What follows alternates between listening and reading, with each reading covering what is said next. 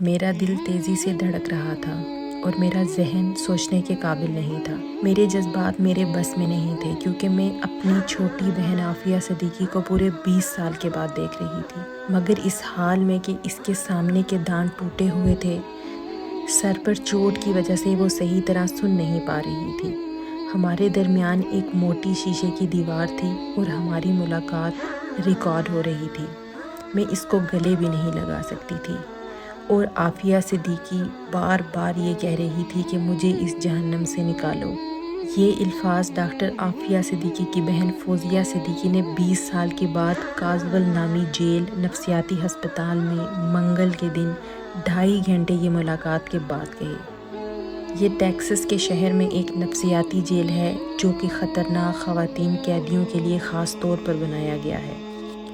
اب سوال یہ پیدا ہوتا ہے کہ ڈاکٹر عافیہ صدیقی آخر کون ہیں اور وہ یہ سزا کیوں کاٹ رہی ہیں؟ قوم کی اس بیٹی کو آزاد کرنے کے لیے کسی بھی حکومت نے کوئی انٹرسٹ کیوں نہیں لیا؟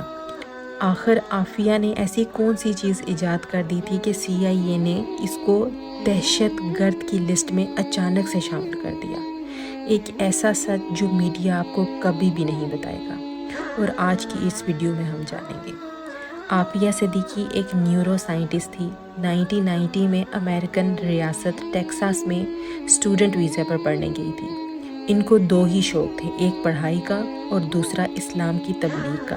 1995 میں ان کی شادی امجد محمد خان سے ہوئی، اور یہی وہ شخص ہے جو CIA کا مہرہ بن کر عافیہ صدیقی کی موجودہ حالت کا ذمہ دار بنا۔ عافیہ کے 3 بچے، 2 بیٹے اور 1 بیٹی تھی۔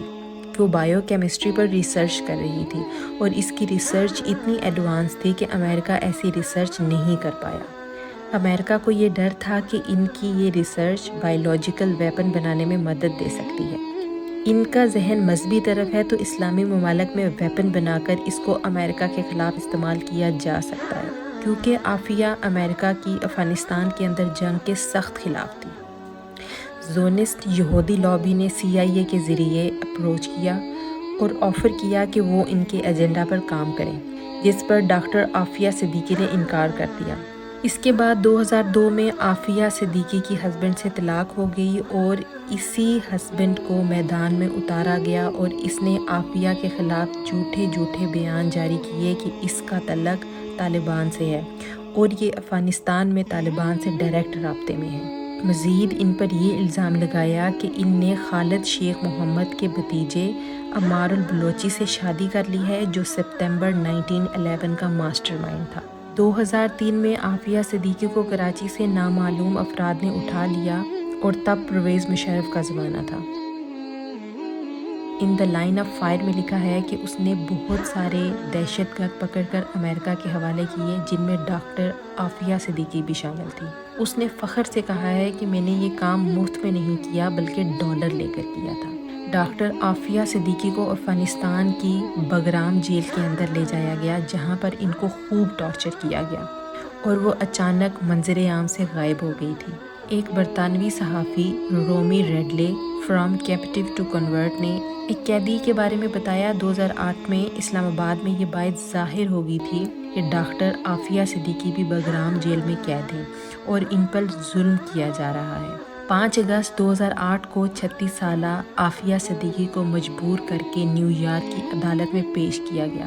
امریکی حکام کے مطابق 17 جولائی 2008 کو افغانستان سیکیورٹی نے گورنر غزنی کے دفتر کے باہر انہیں کچھ دستاویزات ملی جن میں بم بنانے کی ہدایات درج تھی، تو انہیں گرفتار کر لیا گیا۔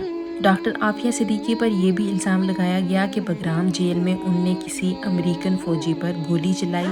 جوابی حملے میں وہ شدید زخمی ہوئی، اور اس بے بنیاد مقدموں کی بنا پر ان کو 86 سال کی سزا سنائی، اور یوں 20 سال گزر گئے۔ اور 20 سالوں میں پاکستان کے کسی بھی حکمران نے امریکن حکمران سے عافیہ کی رہائی پر کوئی بات نہیں کی، سوائے جماعت اسلامی کے سینیٹر مشتاق احمد کے علاوہ کسی نے بھی آواز نہیں اٹھائی۔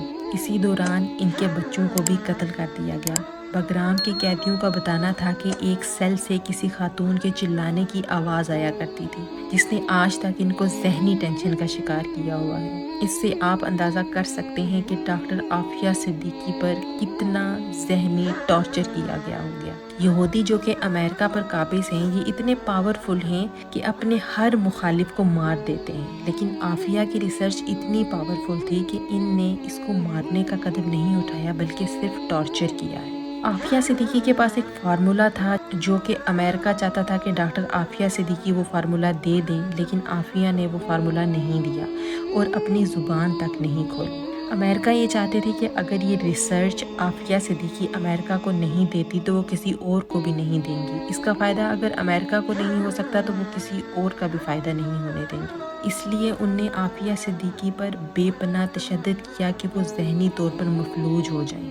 2013 تک امریکہ مکمل طور پر عافیہ سے مایوس ہو چکا تھا اور براک اوباما نے بھی اشارہ دے دیا کہ پاکستان اگر ہمیں خط لکھ دے تو ہم ڈاکٹر عافیہ کو چھوڑ دیں گے، مگر نواز شریف نے اپنے ذاتی مفاد کے لیے کوئی قدم نہیں اٹھایا۔ عمران خان نے بھی کہا تھا کہ ہماری حکومت آئے گی تو ہم عافیہ صدیقی کی رہائی کے لیے مؤثر اقدام کریں گے، مگر ان کے دور حکومت میں کرونا، انڈین اٹیک اور سیاسی مخالفت میں الجھنے کی وجہ سے ایسا نہ ہو سکا۔ ڈاکٹر عافیہ صدیقی کی بہن ڈاکٹر فوزیہ صدیقی اور ڈاکٹر مشتاق کی ملاقات ایک برطانوی وکیل کے لائف ڈیمٹ سمتھ کی کوششوں کی وجہ سے 20 سال کے بعد پہلی بار ہوئی۔ جیل میں جب عافیہ صدیقی اپنی بہن سے ملاقات کے لیے آئیں تو ڈاکٹر عافیہ صدیقی نے خاکی کلر کا لباس پہنا ہوا تھا اور سر پر وائٹ کلر کا اسکارف تھا، اور آتے ہی انہوں نے بتایا کہ وہ کس عذاب سے گزر چکی ہیں۔ ڈاکٹر عافیہ صدیقی نے بار بار اپنے بچوں اور ماں کے بارے میں پوچھا۔ ان کو ابھی تک یہ پتہ نہیں تھا کہ ان کی والدہ کی ڈیتھ ہو چکی ہے اور بچوں کو قتل کر دیا گیا ہے۔ جیل کی طرف سے ملاقاتیوں کو یہ ہدایت کی گئی تھی کہ ڈاکٹر عافیہ صدیقی کو ان کے ماں اور بچوں کے بارے میں نہ بتایا جائے اور نہ ہی ان کی کوئی تصویر دکھائی جائے۔ ڈاکٹر عافیہ صدیقی نے بتایا کہ جب میں پریشان ہوتی ہوں تو ایک دعا پڑھتی ہوں اور مجھے سکون ملتا ہے، لیکن میں اللہ سے پوچھتی ہوں کہ مجھے اس جہنم سے کب آزادی ملے گی۔ برطانوی وکیل کے لائف ڈیوڈ سمتھ کے مطابق اگر پاکستانی حکومت سیریس ہو کر امریکہ کو خط لکھے تو ڈاکٹر عافیہ صدیقی کی آزادی ممکن ہے، لیکن ہماری حکومت کی عورتیں محفوظ ہیں تو ان کو بھلا عافیہ صدیقی کی آزادی یا قید سے کیا لینا دینا؟ اور دوسرا، خود ہمارے قانون نافذ کرنے والے ادارے گھروں میں گھس کر عورتوں کی تذلیل کر رہے ہیں، اور وہ کس منہ سے امریکہ کو خط لکھ سکتے ہیں اور کس منہ سے یہ بات کر سکتے ہیں کہ وہ انسانی حقوق کی پامالی کر رہے ہیں؟ لیکن ہم مل کر سوشل میڈیا پر عافیہ صدیقی کی رہائی پر آواز اٹھا سکتے ہیں اور حکمرانوں اور قوم کی غیرت کو جھنجھوڑ سکتے ہیں۔ آج ہم کسی کے لیے آواز نہیں اٹھائیں گے تو کل کو پھر ایک اور عافیہ صدیقی آپ کے گھر سے راتوں رات غائب ہو سکتی ہے۔ ناانصافی اور ظلم کے خلاف آواز اٹھانا بھی جہاد ہے۔ باقی آپ اس بارے میں کیا سوچتے ہیں کامنٹ سیکشن میں ہمیں ضرور بتائیں، اور اگر آپ کو یہ ویڈیو پسند آئی ہے تو لائک کریں اور اس کو اپنے دوست احباب میں شیئر کریں تاکہ سب کو پتہ چل سکے کہ ڈاکٹر عافیہ صدیقی کی حقیقت کیا ہے، کیونکہ برائی کے خلاف بھی آواز اٹھانا صدقہ جاریہ ہے۔ باقی آپ اس بارے میں کیا سوچتے ہیں کامنٹ سیکشن میں ہمیں اپنی رائے سے ضرور آگاہ کریں۔